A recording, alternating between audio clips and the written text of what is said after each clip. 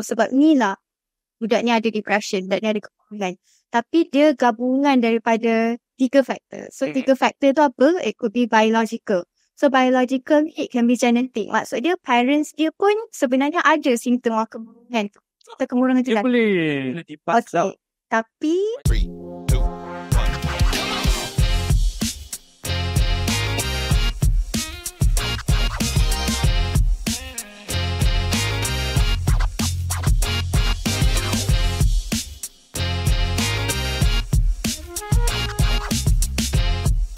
Hello semua dan selamat datang ke episod Otak Jam kali ini. Episod yang kedua di mana kita membawakan topik-topik dan permasalahan pelajar yang sering dihadapi pada masa kini dan kita kongsikan cerita-cerita berdasarkan pengalaman-pengalaman dan fakta-fakta untuk membantu pelajar-pelajar sekarang. Diorang ada masalah dari segi psikologi, masalah dengan crush. Crush pun ada Crush pun ada kan. So, untuk kali ni kita nak bawakan salah seorang tetamu istimewa. Siapa sih? Puan Atika daripada klinik daripada Pusat Pakar Psikologi Azhara. Dia adalah seorang clinical psychology. Selamat datang ke Wisma Pelangi. terima kasih. Thank Okay. you for inviting me juga. Okay, terima kasih. Alright. Okay, biasalah bila kita buka Otak Jam ni kita ada inquiry. Okay, soalan daripada para pelajar kita kat luar sana. Di mana mereka memang sometimes diorang ada masalah sikit lah kat sekolah kan.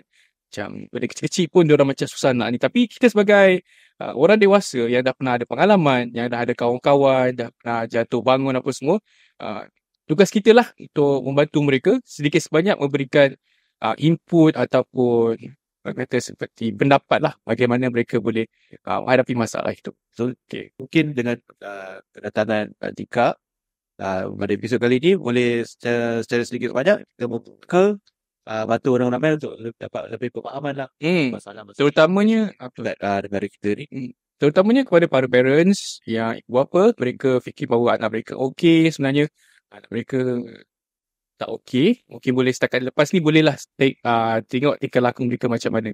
Okey, apa kita cut short, kita terus pergi pada soalan kita. Betul. Wah, dia terus Kita nak tengok apa submission dah. Apa pula? Kau tak baca lagi kan? Tak baca lagi. Okey. Aku seorang je tahu. Okey, dia mesti bagi title tu. Title dia Bila Semua Terasa Berat, Apa Lagi Yang Patut Saya Buat. Okay. Assalamualaikum tim Otak Jam. Saya nak berkongsi satu cerita dan minta pendapat. Saya seorang pelajar tingkatan 5 dan tahun ni akan saya duduki SPM. Orang luar nampak saya macam baik-baik sahaja. Tapi sebenarnya saya sedang bergelut dengan perasaan saya sendiri. Saya selalu rasa sedih, kecewa dan tak bersemangat.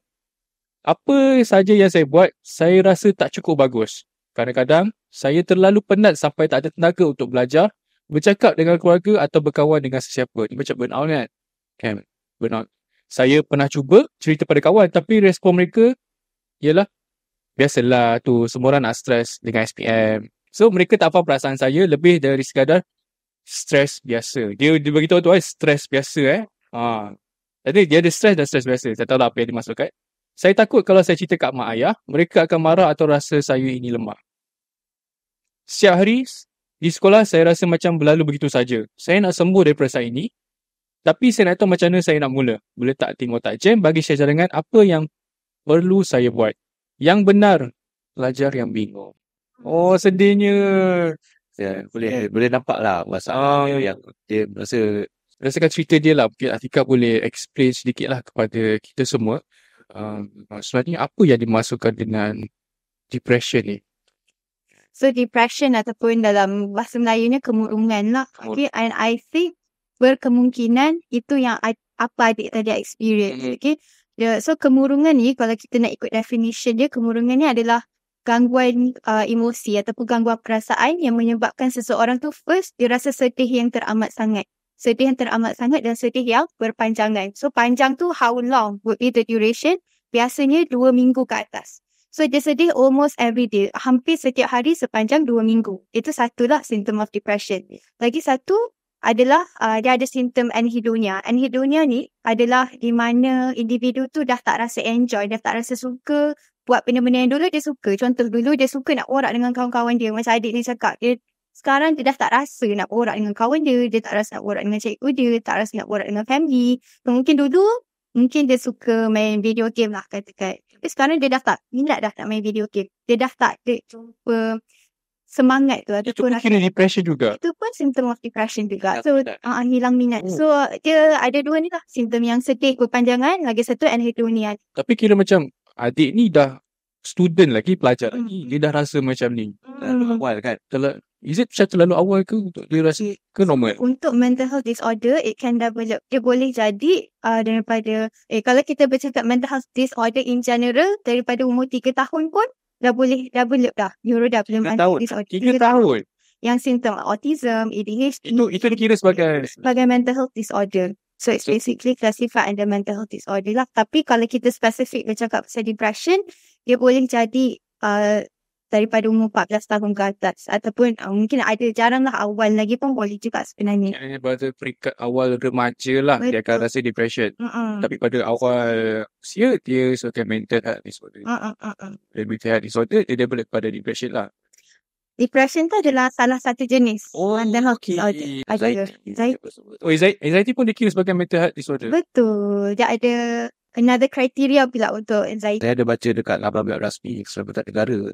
So dia ada buat kajian berdasarkan dia yang participate dalam kajian tu ada 239 sekolah dalam bilik secara rawak. And then dia buat kajian ada pelajar yang hadapi depresi sampai ada idea untuk bunuh diri ya.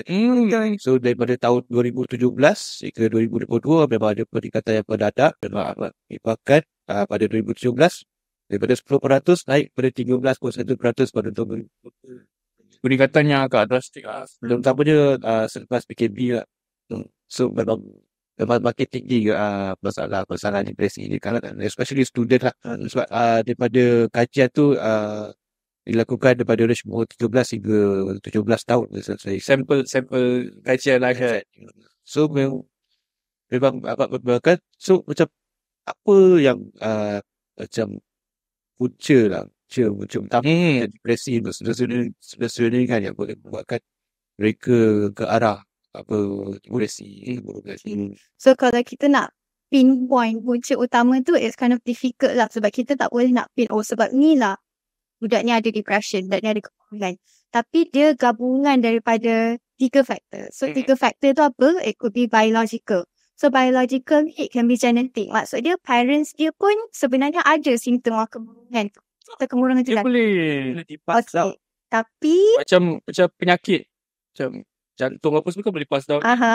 so mental health disorder pun sama juga. Okay, tapi biological ataupun genetik sahaja tak akan menentukan bahawa seseorang tu akan develop kemurungan. So dia kena mix. It's either biological, tambah pula faktor psychological, tambah lagi faktor social. So faktor social ni apa? Yang akademik, stressor, tekanan akademik, lepas tu social media usage, lepas tu bully, rakan sebaya. So benda tu pun jadi faktor kepada masalah kemurungan ni lah. So katakanlah parents dia ada symptom of depression, tapi cara parenting style dia bagus. Maksudnya dia nurture anak tu dengan baik. Dia sangat supportive. Lepas tu kawan-kawan pun supportive. Dengan cikgu pun okey. Tak ada tekanan yang sangat tinggi untuk this individual. So tak semestinya dia akan develop depression. Okay, baiklah. Kalau kita nak cakap tentang depression ni, remaja ni memang banyak sangat faktor lah kan.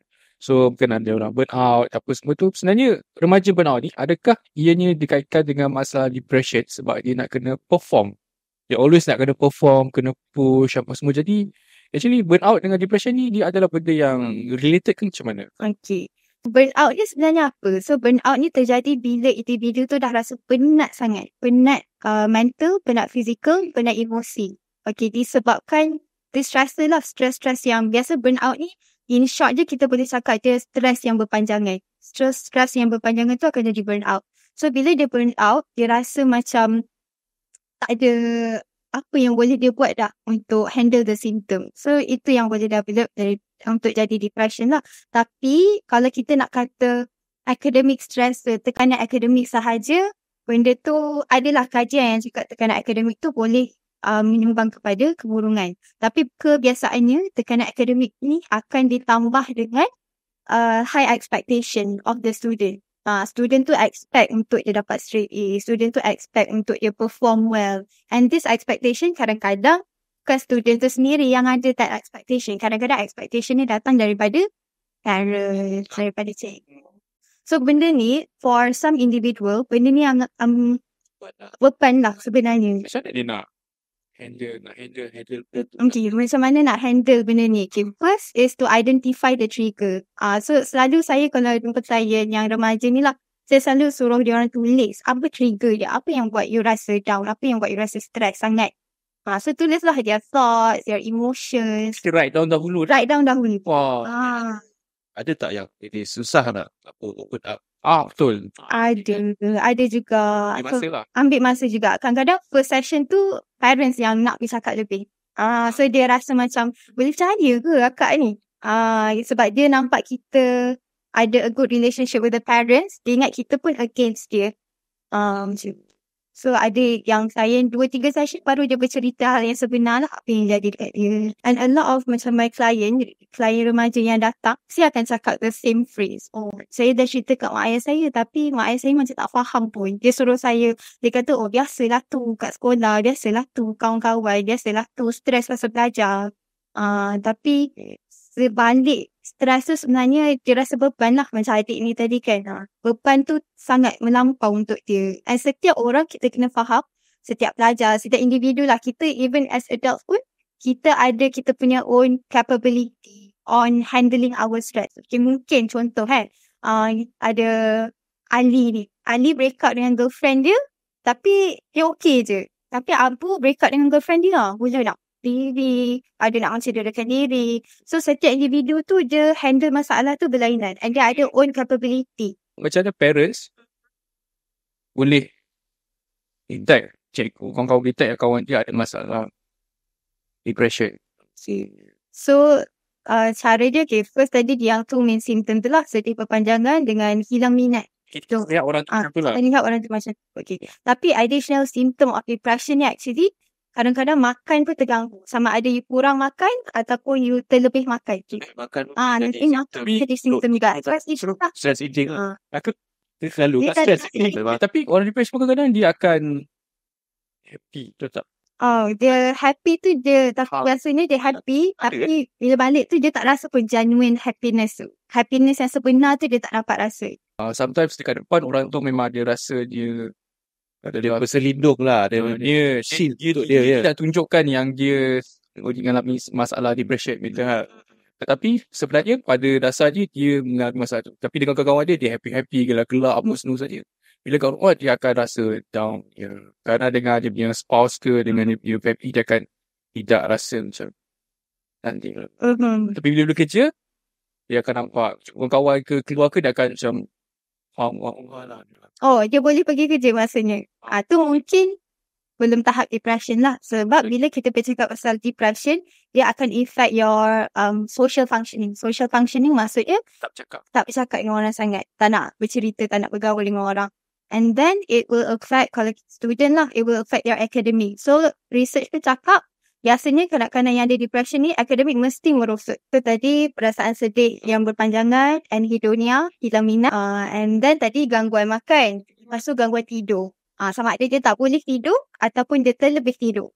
Tidur pun symptom of depression. Sebab apa? Sebab dia rasa penat sangat. Badan dia rasa penat. So penat tu is another symptom of kemurungan. Terlebih tidur pun adalah kind of depression. Kurang tidur pun depression. Depression terlebih. So too much or too less of everything pun tak boleh juga. Kita kena bersederhana lah. Pernah kan? Tidur satu hari tidur. Bangun rasa macam nak mati kan? Malu kan? Tidur pagi, bangun tiba-tiba nampak malam. Tidur gelap, bangun gelap. Sebagai student, diorang ada limitasi lah. Jadi apa yang diorang boleh buat untuk mengatasi masalah burnout, depression? The first step is always to acknowledge your triggers. Knowing your triggers. Identify your triggers. Punca dia sebab apa? Kena pasti punca. Jadi kena mengaku yang betul. Dia kena mengaku, okay, sekarang ni memang I ada masalah untuk do certain things. I tengah struggle nak buat sesuatu benda ni. Okay? And then first, kena pastilah trigger. And then dah kena pasti trigger, macam saya cakap dekat klien saya selalu suruh diorang tulis trigger tu apa. Okay. Sebab kadang-kadang pelajar ni dia rasa overwhelmed, rasa down ni sebab banyak sangat benda in their mind. Banyak sangat benda dalam otak nak kena fikir. So, menulis tu salah satu cara untuk kita visualize the problem. So that semua benda tu tak ada dalam otak sahaja. Semua benda tu kita kena nampak. luahkan. Kita kena luahkan. Tulis dulu. Okay, and then kalau dah rasa overwhelmed tu, biasanya saya akan suruh tulis a simple to-do list. Simple to-do list. Simple to-do list pun boleh membantu juga sebenarnya. Sebenarnya bila overwhelmed, kebanyakan lah kalau pelajar, kalau yang jumpa saya lah, banyak sangat benda lah nak kena buat. Banyak sangat assignment. Raja pun dah tak jumpa you. Ada. So awak umur berapa studentnya? Seawal umur 10 tahun pun ada. Raja sekolah Dia datang sendiri dengan parent? Ada dengan parents. Oh, okay. Sebab parents yang tu pun sama lah. Parents detect academic oral cert. Tiba-tiba academic oral cert. Padahal before tu boleh je nak dia mengaku. To-do list tu pun penting juga. Sebab bila you nampak apa yang you nak kena buat, at least you get a clear picture. You dah boleh lepas ni nak kena buat apa sebenarnya. Apa yang I serabut sangat ni sebenarnya. So to-do list tu contoh lah. Bukan saja you tulis kerja kursus sejarah. Tapi you make it into simpler task. What simpler task? Contoh kerja kursus sejarah. Listkan benda. Contoh title, nak kena cari title. Dah cari title, kena buat isi kandungan. Kan cari kat punca ke, cara mengatasi ke, contoh pula.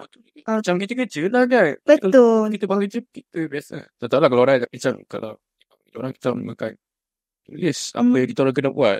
Takut kita terlepas. Kan student ni lah, bila diorang dah ada banyak sangat benda nak fikir. So kadang-kadang bila dah stress tu, kita tak nampak tau jalan. So they need someone untuk tolong. Diorang bisa dekat dia tak lah mata dia macam-macam ni nak luahkan semua benda dalam tu kan. Itu yang diorang boleh buat sendirilah. Tapi katakanlah akak saya dah buat dah semua benda tu, tapi saya rasa tak membantu juga. So other ways is to basically cerita dekat orang. Cerita dekat orang yang dipercayai lah. Kalau saya cakap cerita dekat kawan, ada je yang cakap kawan saya tu tak boleh percaya. Lepas tu dia cerita pula dekat orang lain. So kawan-kawan ni buat waktu kawan tu pun cerita kat orang lain. Betul. Tu pun menambah lagi masalah. Cerita lain ni. Betul. Cerita dekat orang yang boleh dipercayai. Cerita dekat orang yang boleh dipercayai. Betul. Kawan boleh percaya ke? Kawan ikutlah depends jenis kawan. Jenis kawan. Parents boleh juga. Tapi we need to kita kena faham juga.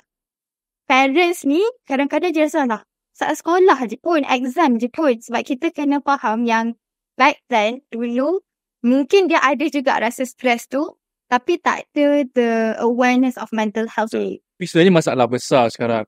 Sebab dulu tak ada media sosial. Betul. Sekarang ada media sosial. Dulu tak ada gadget. Sekarang ada gadget. Tapi kita juga tak boleh nak salahkan this kind of thing lah, because banyak faktor lah.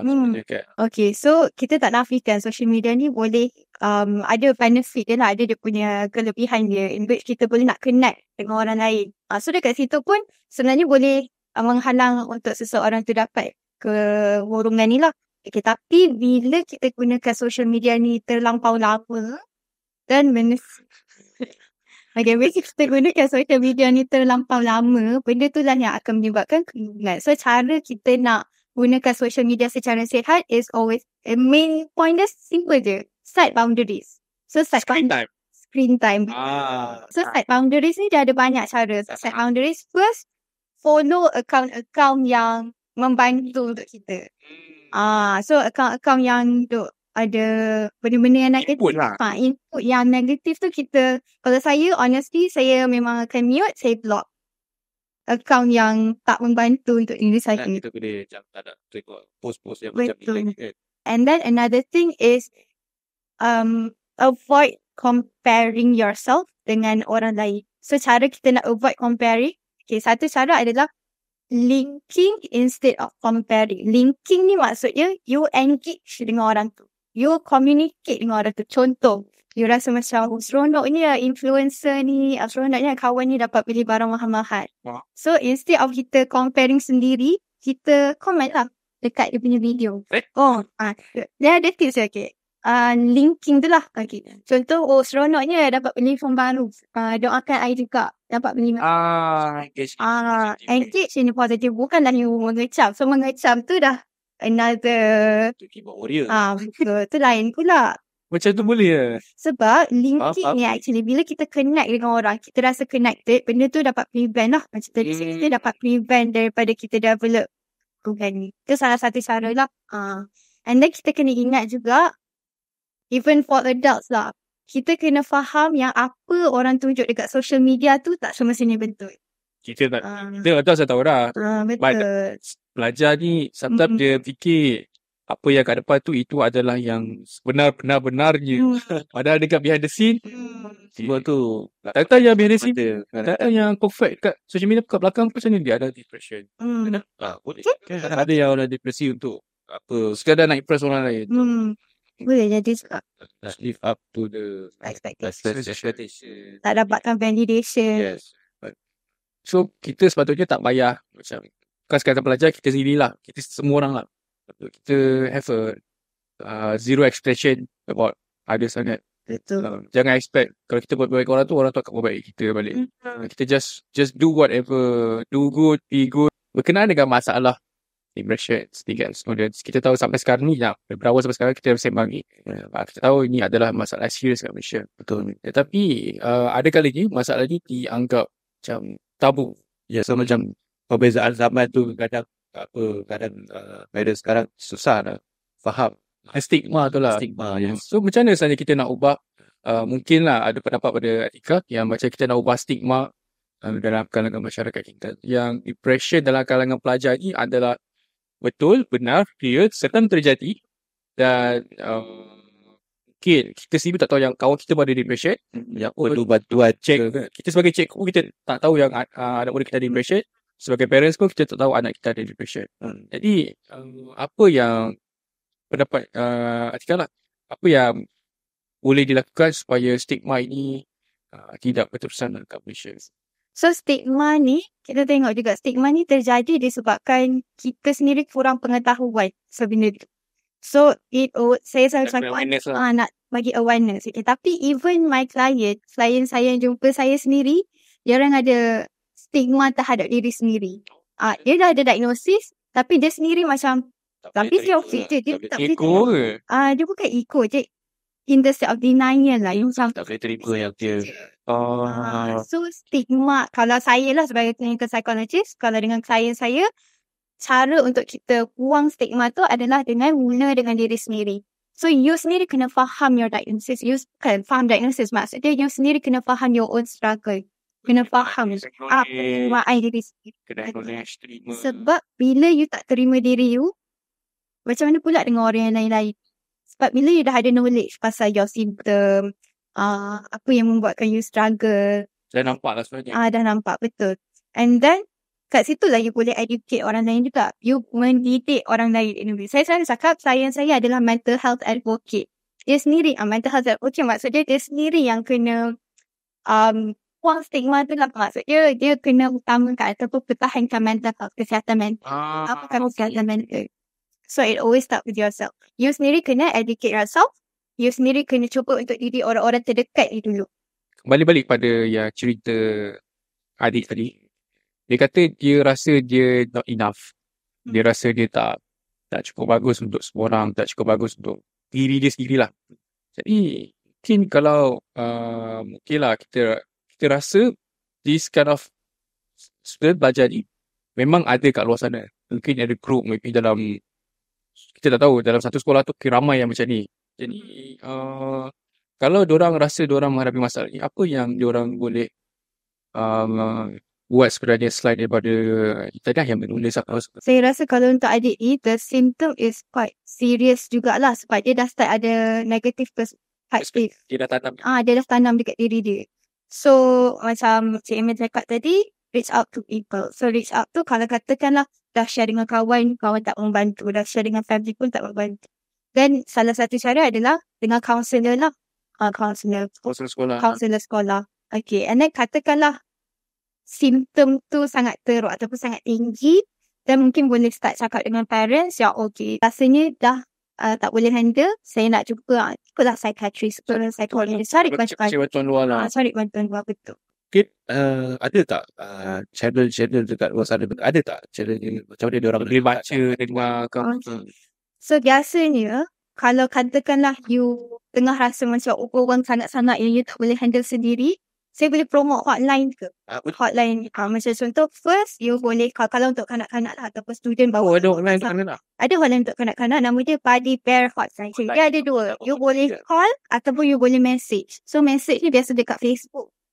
So ada account Facebook Buddy Bear ni. Betul. Ada account. Okay, so di belakang Buddy Bear ni, sebab dulu saya pernah volunteer dekat situ lah. So di belakang Buddy Bear ni, ada volunteer yang dah di-train.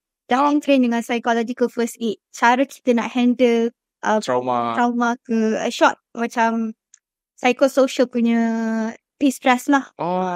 So volunteer ni dah di-train. Jadi dia just boleh ceritakan kat situ, luahkan. Betul. Dan nanti the consultant akan impact consultant kita panggil volunteer lah. Okay, volunteers lah. Yang memang dah dilatih. Yang dah dilatih, betul. Saya dekat Buddy Bear ni akan bantu lah. Dia akan bagi cadangan apa semua lah. Ini secara online lah. Dia secara online. So you boleh call nombor, tak tahulah nombor dia, tapi boleh. Okay, tak payah Dia boleh ada point untuk orang cari lah. Ini bukan ada government kan? CNGO. Ada government punya ni ada. Government talian shield. Saya dah baca. 555. Dia bantuan krisis kesihatan mental KKM. Wah. So yang ni komputer Yeah. akan Ada. Rajinlah membaca. Ada. 15555. saya 155. Wah. So kalau kita call lagi, Adalah dia ada counselor. That one ada counselor yang akan pick up. So ada. Okay, so maknanya memang ada bantuan untuk di luar sana. And it's free. Ada Free. cuma kalau lepas ni kalau saya nak luahkan lagi, boleh terus jumpa kawan. Cuma yelah kita macam Atika cakap pada ni penerimaan pada diri kita. Kalau kita sedar, kita tahu ada sedar simptom-simptom yang kita hadapi ni, mungkin tak salah untuk pergi untuk just assess diri kan. Kalau tak ada apa-apa, kalau ada, at least kita boleh dapat bantuan secepat mungkin. Betul. Bagi detection tu. Kalau macam adik ni, dia nak SPM dah. Masa dah tak banyak. Apa pendapat? Masa dia tak banyak untuk Dia nak SPM dah. dia nak SPM dah. Jangan gantung ayat tu. Banyak betul SPM. Okay. Jadi, adakah dia boleh terus jumpa dengan psikologis ke ataupun apa ke, dengan kaunselor ke untuk dia rectify this problem lah. Kalau contoh dia boleh nak dapatkan bantuan kaunselor dekat sekolah, that would be the macam cara yang cepat untuk The first choice lah. The first choice, dia pergilah. Saya akan sarankan untuk pergi jumpa kaunselor sekolah. Tapi katakanlah macam dia sebab kaunselor ni banyak student dia nak jumpa. Itu pun salah satu isu juga. Ada banyak student. Kaunselor sekolah biasa seorang je. Betul. Kaunselor sekolah seorang. So katakanlah dia tak dapat, kita panggil appointment kan dengan kaunselor, mungkin boleh share dengan ibu ayah untuk datang jumpa psikologis. Bukanlah kita tak adalah cakap, kalau katakanlah parents ni pun ada that stigma kan. Cakap mungkin untuk early assessment lah. I think yang penting the first step lah. You start untuk cari bantuan.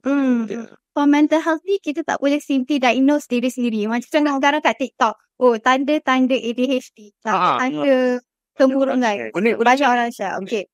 Mungkin simptom tu ada, cuma kita nak kena berjumpa dengan pakar dulu untuk sahkan dulu.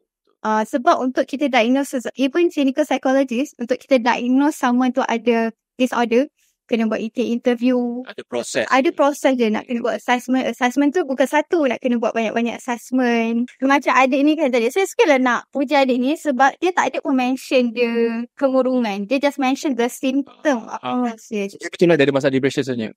Dia datang jumpa saya dia. Okay. Saya bingung. Okay. Jadi pelajar, adik. Jadi rasanya kita dah menjawab soalan adik lah. Antara you boleh buat adalah, first, you kena pastilah you punya trigger, you listkan apa yang you rasa mengganggu minda. Listkan apa yang mengganggu minda. Ini macam zaman dulu kita ada diary tau. Diary. So diary is one part of psychology punya stuff kan. Journaling. Journaling is maksudnya Tulis lah. Basically you tulis apa masalah you. You visualize masalah you. It's one of the method yang ni lah. One of the method juga. Itu interesting point lah. Itu perbezaan generasi dulu. Generasi dulu memang betul. Kita selalu ada diary tulis. Jadi mental health adalah masalah yang besar. Untuk kita sebagai dewasa pun kita rasa boleh terkubal. Apatah lagi untuk adik-adik kita yang belum nampak PSK tu. Kalau nak dapatkan bantuan psikologi dekat hospital, saya praktis dekat Hospital Islam Az-Zahra lah. So bawah Hospital Islam Az-Zahra kita ada Pusat Pakar Psikologi Az-Zahra. So kalau nak berjumpa dengan saya, boleh text ataupun call nombor, boleh share ke nombor klinik? Boleh. Cuba aku sedar. Klinik boleh. Nombor klinik kita 017-444-9099.